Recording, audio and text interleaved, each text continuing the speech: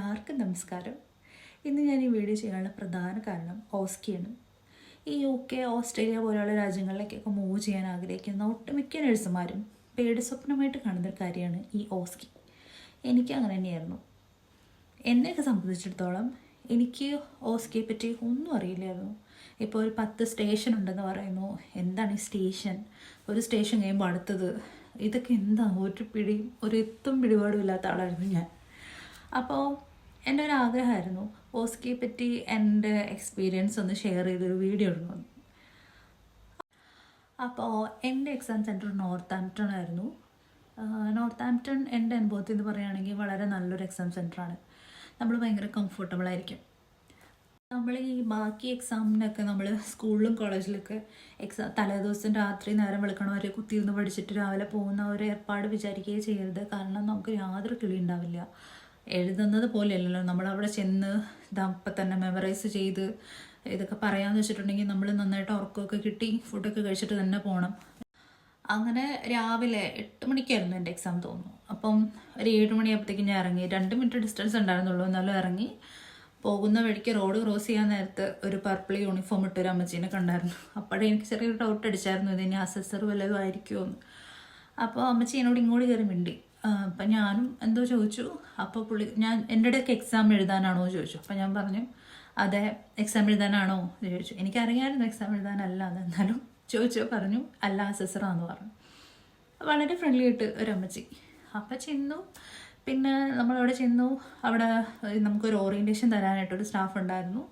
പുള്ളിക്കാരത്തി നമ്മളെ ഭയങ്കര കംഫർട്ടബിളായിട്ട്, കാരണം നമ്മൾ ചിലപ്പം മറന്നു പോയേക്കുന്ന, ഫോർ എക്സാമ്പിൾ ഇപ്പോൾ ഒരിക്കലും റീഷീത്ത് നമ്മൾ സബ്ക്യൂ ഒക്കെ കൊടുത്തിട്ട് നമ്മൾ നീഡിൽ ഒരിക്കലും റീഷീത്ത് ചെയ്യരുത്. പിന്നെ നമ്മുടെ പാരാമീറ്റേഴ്സ് ഒക്കെ ചെക്ക് ചെയ്യുന്ന സംഭവം, ഇതെങ്ങനെയാണ് വർക്ക് ചെയ്യുന്നത്, ഇതെല്ലാം പുള്ളിക്കാരത്തി അവിടെ വെച്ച് നമ്മളെ കാണിച്ചു തന്നിട്ടാണ് എക്സാമിന് കയറ്റി വിടുന്നത്. പിന്നെ നമ്മളോട് പറഞ്ഞു ഓൾറെഡി അകത്ത് ചെന്നിട്ട് നമുക്ക് വേണമെങ്കിൽ ചോദിക്കാം. അതായത് നമ്മൾ ടൈം സ്റ്റാർട്ട് ചെയ്യുന്നതിന് മുന്നേ നമുക്ക് ഈ പാരാമീറ്റേഴ്സ് ഇത് എങ്ങനെയാണ് സ്വിച്ച് ഓൺ ചെയ്യുന്നതെന്ന് കാണിച്ചു തരുമോ നമുക്ക് ചോദിക്കാം. ഇതെല്ലാം പുള്ളിക്കാരത്തി പറഞ്ഞു തന്ന് നമ്മളെ ഒന്ന് റിലാക്സ്ഡ് ആക്കിയിട്ടാണ് പിന്നെ വിട്ടത്. ഞങ്ങൾ കുറേ പേരുണ്ടായിരുന്നു. കൂടുതലും മലയാളികളായിരുന്നു. ഞങ്ങളവിടെ വെയിറ്റ് ചെയ്തിരുന്നു.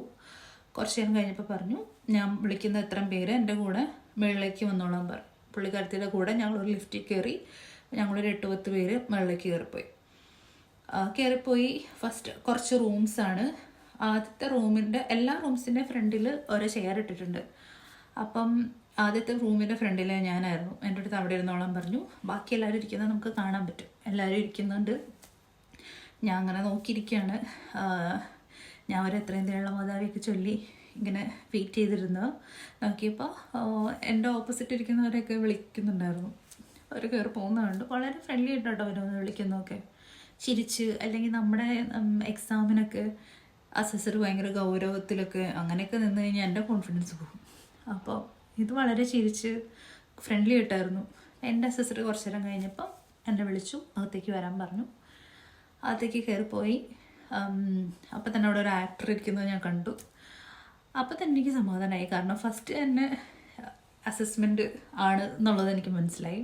ഞാൻ ആഗ്രഹിച്ചൊരു കാര്യമായിരുന്നു അസസ്മെൻറ്റ് തൊട്ട് തന്നെ തുടങ്ങണമെന്ന്. കാരണം ആദ്യമേ പോയി ഒരു പ്രൊസീജിയർ ചെയ്ത് പിന്നെ ഒരു റിലേവ് കണക്ഷൻ ഉണ്ടാവില്ലല്ലോ എന്ന് വിചാരിച്ചു. ആക്ടർ ഇരിക്കുന്നതോടൊപ്പം എനിക്ക് സമാധാനമായി. പിന്നെ എൻ്റെ കൂടെ ട്രെയിനിങ്ങിനുണ്ടായിരുന്ന ഒരു ചേച്ചി പറഞ്ഞായിരുന്നു, ആ ചേച്ചിയുടെ ആക്ടർ ഭയങ്കര ഒരു റഫായിരുന്നു. മെഡിസിനൊക്കെ കൊടുത്തു കഴിയുമ്പോൾ വാട്ട് എന്നൊക്കെ ചോദിച്ച് അത് തിരിച്ചും മറിച്ചൊക്കെ നോക്കി നമ്മുടെ ടൈം കളഞ്ഞ്. അപ്പോൾ എനിക്കതൊക്കെ ഒരു പേടിയുണ്ടായിരുന്നു. പക്ഷെ ഒരു നല്ലൊരു അമ്മച്ചിയായിരുന്നു, ഒരു പാവം പിടിച്ച അമ്മച്ചിയായിരുന്നു എൻ്റെ ആക്ടർ. എൻ്റെ അസസറും നല്ലതായിരുന്നു. അപ്പോൾ ഇൻട്രൊഡക്ഷനൊക്കെ പറഞ്ഞു, ടൈം സ്റ്റാർട്ട് ചെയ്യട്ടെ എന്ന് പറഞ്ഞു. സ്റ്റാർട്ട് ചെയ്തു. അസസ്മെൻറ്റ് തൊട്ടായിരുന്നു. ഇംപ്ലിമെൻറ്റേഷൻ കഴിഞ്ഞപ്പോഴത്തേക്കും എനിക്ക് ഒരിക്കലും സമയം കിട്ടാത്തൊരു കാര്യമാണ് ഇംപ്ലിമെൻറ്റേഷൻ ആയിരുന്നു പ്രാക്ടീസ് ചെയ്യുമ്പോൾ. ഈ ഇംപ്ലിമെൻറ്റേഷൻ കഴിഞ്ഞപ്പം എനിക്ക് പാരസെറ്റമോൾ കൊടുക്കാണ്ടായിരുന്നു. ഞാൻ കൊടുത്തു, റെക്കോർഡൊക്കെ ചെയ്തു. ഒരു 10 പ്രാവശ്യം അത് നോക്കി. എനിക്ക് സമയം ഉണ്ടായിരുന്നു. കൊടുത്തു കഴിഞ്ഞപ്പോൾ അമ്മച്ചി എൻ്റെ അടുത്ത് പറഞ്ഞു നമ്മൾ റെക്കോർഡ് ചെയ്യുമ്പോൾ ശ്രദ്ധിക്കേണ്ട കാര്യം എന്തൊക്കെയാണ്. അപ്പം തന്നെ എനിക്ക് തോന്നി, കാരണം നമ്മൾ എന്തെങ്കിലും ഒരു മിസ്റ്റേക്ക് ഉണ്ടെങ്കിലാണ് ഇവരിങ്ങനെ ഒരു വൈവ തരിക എന്ന് എനിക്കറിയാമായിരുന്നു. അപ്പം ഞാനപ്പോൾ പറയുന്നുണ്ട് റെക്കോർഡ് ചെയ്തു, ഞാൻ എൻ്റെ ഇനീഷ്യൽ എഴുതി, ഡേറ്റ് എഴുതി, ടൈം. പിന്നെയാണ് എനിക്ക് ടൈം എന്നുള്ളൊരു ഫാക്ടർ, അതായത് PRN മെഡിസിൻ ആണെങ്കിൽ ടൈം ഇടണമല്ലോ എന്നുള്ളത് ഞാൻ അപ്പോഴാണ് ഓർത്തത്. പെട്ടെന്ന് എൻ്റെ വായിൽ വന്നു. ഞാൻ പറഞ്ഞു PR-നാണെങ്കിൽ നമ്മൾ ടൈം മെൻഷൻ ചെയ്യണം എന്നുള്ളത് പറഞ്ഞു. അപ്പോൾ ഓക്കെ എന്ന് പറഞ്ഞു. അതല്ലെങ്കിൽ തീരുമാനമായേനെ. നമ്മുടെ ഏറ്റവും വലിയൊരു കാര്യം എന്താണെന്ന് വെച്ചാൽ നമ്മൾ എന്തെങ്കിലും വിട്ടുപോയെങ്കിലും നമ്മുടെ ടൈം തീരുന്നതിന് മുന്നേ നമ്മളത് വെർബലൈസ് ചെയ്താൽ നമുക്കത് അവിടെ കവർ ചെയ്ത് പോകും. നമ്മളെ ആ കാര്യം കൊണ്ട് അവർ ഫെയിലാക്കത്തില്ല പരമാവധി. ഈ ഇവാലുവേഷൻ കയ്യിൽ നിന്ന് പോകുമെന്നാണ് ഞാൻ വിചാരിച്ചത്. കാരണം എനിക്ക് എൻ്റെ ക്വസ്റ്റ്യൻ പേപ്പർ കുറച്ചധികം ഉണ്ടായിരുന്നു. അപ്പോൾ അത് മൊത്തം റീഡ് ചെയ്തേ പറ്റുള്ളൂ. ഞാൻ എന്തും വരട്ടെ വിചാരിച്ചിട്ട് മാരത്തൺ പോലെ ഓടിച്ചു വിടുകയാണ് ചെയ്തത്. ഞാൻ ശ്വാസം പോലും വിടാതെയാണ് ഓടിച്ചു വിട്ടത്. എന്തായാലും അത് കംപ്ലീറ്റ് ചെയ്യണമല്ലോ. അപ്പം ഞാനത് എന്തായാലും, പക്ഷെ ഞാനത് എൻ്റെ ഓർമ്മ ചെയ്യണമെങ്കിൽ ഞാനത് മൊത്തം പാരഗ്രാഫും വായിച്ചിട്ടില്ല. കാരണം അവരെന്തായാലും ഇങ്ങനെ ഈച്ച് സെൻറ്റൻസ് ബൈ സെൻറ്റൻസ് നോക്കിയിരിക്കുകയാണോ എന്ന് എനിക്കറിയില്ല. എന്തായാലും അങ്ങനെ ഞാൻ വായിക്കാതെങ്കിൽ എനിക്ക് ടൈം കിട്ടില്ലായിരുന്നു, ഫെയിലായേനെ. അപ്പോൾ ഞാൻ എന്താ ചെയ്തതെന്ന് വെച്ചാൽ ഞാൻ നല്ല സ്പീഡിൽ വായിച്ചു പോയി. ഇപ്പോൾ എല്ലാ പാരഗ്രാഫും അതേപടി ഞാൻ വായിക്കാൻ നിന്നില്ല. 1-2 ആദ്യത്തെ വായിച്ചു, പിന്നെ നടുക്കുന്ന് വായിച്ചു, പിന്നെ ലാസ്റ്റ് വായിച്ചു. എന്തായാലും ഞാൻ ആ ടൈമിൽ അത് തീർത്തു. കഴിഞ്ഞപ്പോഴാണെങ്കിൽ ഓക്കെ പുറത്തിരുന്നോളൂ, അടുത്തത് സെറ്റായി കഴിയുമ്പോൾ വിളിക്കാമെന്ന് പറഞ്ഞു. ഞാൻ പുറത്ത് വെയിറ്റ് ചെയ്തു. പിന്നെ എനിക്കൊരു ഒരു കോൺഫിഡൻസ് തോന്നി. കാരണം ഞാനത് കംപ്ലീറ്റ് ചെയ്തു, അത്യാവശ്യം കുഴപ്പമില്ലാതെ ചെയ്തു എന്നുള്ളൊരു കോൺഫിഡൻസ് നമുക്ക് തോന്നുമല്ലോ. അടുത്ത എൻ്റെ പ്രൊസീജിയർ എന്ന് പറഞ്ഞാൽ സബ്ക്യൂട്ടേനിയസ് ആയിരുന്നു. ആക്ടറില്ല, ഡമ്മിയാണ്. പോയി ചെയ്തു.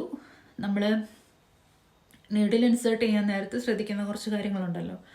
അപ്പോൾ അമ്മച്ചി അവിടെ നിന്ന് ഇറങ്ങി വന്ന് എൻ്റെ അടുത്ത് വന്ന് നിന്ന് നോക്കി. അപ്പോഴൊക്കെ നമുക്കൊരു ടെൻഷൻ തോന്നും. പക്ഷേ ചെയ്തു. എനിവേ അത് ചെയ്ത് കഴിഞ്ഞു. പിന്നെ അവിടുത്തെ ഏറ്റവും വലിയൊരു ഗുണം എന്താണെന്ന് വെച്ചാൽ വളരെ ഓർഗനൈസാണ് നമ്മുടെ ആ ട്രേ ഒക്കെ. അതായത് ഞാൻ വിചാരിച്ച എന്തൊരു പേടിയെന്ന് വെച്ചാൽ ആ സമയത്ത് നമ്മൾക്ക് ഒന്നാമത് നേരമില്ല. അതിൻ്റെ ഇടയ്ക്ക് നമ്മൾ ഈ ട്രേ ഒക്കെ തപ്പിപ്പിടിച്ച് സംഭവങ്ങളെല്ലാം എടുക്കണമല്ലോ എന്നുള്ളതായിരുന്നു. പക്ഷെ വളരെ ഓർഗനൈസ്ഡ് ആയിരുന്നു.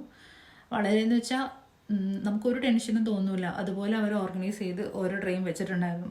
പിന്നെ എനിക്ക് കിട്ടിയത് സപ്പോസിറ്ററി ആയിരുന്നു. സപ്പോസിറ്ററി എനിക്കിഷ്ടമുള്ളൊരു പ്രൊസീജിയറായിരുന്നു. പിന്നെ എനിക്ക് കിട്ടിയത് ബ്ലഡ് ഷുഗർ ചെക്ക് ചെയ്യാനായിരുന്നു. പിന്നെ എനിക്ക് കിട്ടിയത് ബവൽ അസസ്മെൻ്റ് ആയിരുന്നു. ഇതെല്ലാം എനിക്ക് ഇഷ്ടപ്പെട്ട പ്രൊസീജിയേഴ്സ് തന്നെയായിരുന്നു എനിക്ക് കിട്ടിയത്. പിന്നെ ഞാൻ ഏറ്റവും സിമ്പിളായിട്ട് കണ്ടുകൊണ്ടിരുന്നൊരു കാര്യമാണ് എവിഡൻസ് ബേസ്ഡ് പ്രാക്ടീസ്. അപ്പോൾ കാരണം അത് നമുക്കിപ്പോൾ വായിച്ച് നോക്കി പഠിച്ചിട്ട് പോകേണ്ട കാര്യമൊന്നുമില്ല. കാരണം നമുക്ക് അവിടെ ഓൾറെഡി ഒരു പാരഗ്രാഫ് തരുന്നുണ്ട്. നമ്മളത് നോക്കി എഴുതുന്ന കാര്യങ്ങൾ എഴുതി ശ്രദ്ധിച്ചാൽ മതി അല്ലോ എന്നുള്ളൊരു തോന്നൽ എനിക്കുണ്ടായിരുന്നു. പക്ഷെ അത് വെറുതെയാണെന്ന് എനിക്ക് അന്നേരം മനസ്സിലായി. കാരണം പ്രൊഫഷണൽ വാല്യൂസ് എനിക്ക് കിട്ടി. ഞാൻ പഠിച്ചത് തന്നെയായിരുന്നു എനിക്ക് കിട്ടിയത്. ബുള്ളിയിങ് ആയിരുന്നു കിട്ടിയത്. അതെഴുതി 6 പോയിന്റ് എന്നുള്ളതിന് ഞാനൊരു 8-10 പോയിന്റ് എഴുതി. അതായത് ഒരു പാരഗ്രാഫിനെ ഞാൻ മുറിച്ചൊക്കെ എഴുതി വെച്ചിരുന്നു. എവിഡൻസ് ബേസ്ഡ് പ്രാക്ടീസിൽ എനിക്ക് സംഭവിച്ചത് എന്താണെന്ന് വെച്ചാൽ എനിക്ക് സമയം കിട്ടിയില്ല. കാരണം നമ്മൾ ഒരു കാര്യം അങ്ങനെ തന്നെ പെറുക്കിയെടുത്ത് എഴുതുമ്പം എനിക്ക് ടൈം കിട്ടുന്നുണ്ടായിരുന്നില്ല. കാരണം എൻ്റെ വലിയ വലിയ പാരഗ്രാഫുകളായിരുന്നു. അപ്പം അവസാനം ഞാൻ പാനിക്കായി. എനിക്ക് 2-3 മിനിറ്റ് കണ്ടുണ്ടായിരുന്നുള്ളൂ. അപ്പം എനിക്ക് 3 പോയിന്റ് ഞാൻ ആയിട്ടുണ്ടായിരുന്നുള്ളൂ. അപ്പം പിന്നെ ഞാൻ വിചാരിച്ചു എന്തും വരട്ടെ എന്ന് വെച്ചിട്ട് നമ്മൾ ശ്രദ്ധിക്കേണ്ട മെയിൻ കാര്യങ്ങൾ എന്ന് വെച്ചാൽ ഫസ്റ്റ് ഒരു സമ്മറിയും കൺക്ലൂഷനും നമ്മൾ കൊടുത്തു. എൻ്റെ കുറച്ച് വേർഡ്സ് യൂസ് ചെയ്യണമല്ലോ. അതായത് I will explain her, I will inform എന്നൊക്കെ പറഞ്ഞിട്ട്. അപ്പോൾ അത് ചെയ്തു. ഒരു കറക്റ്റ് 6 പോയിന്റാണ് ഞാൻ എഴുതിയത്. കാരണം എനിക്ക് ടൈമില്ലായിരുന്നു, ഒട്ടും ടൈമില്ലായിരുന്നു. എൻ്റെ ഹാൻഡ് റൈറ്റിംഗ് അവരെങ്ങനെ വായിച്ചോന്ന് എനിക്കറിയില്ല. കാരണം ഓട്ടിച്ച് വിട്ടാണ് ഞാൻ എഴുതി വിട്ടത്. അങ്ങനെ EBP ആയിരുന്നു എൻ്റെ ലാസ്റ്റ് പ്രൊസീജിയർ. അത് കഴിഞ്ഞപ്പോഴത്തേക്കും ഞാൻ ഒരു ടെൻഷനായി. എൻ്റെ മുഖമൊക്കെ മാറി.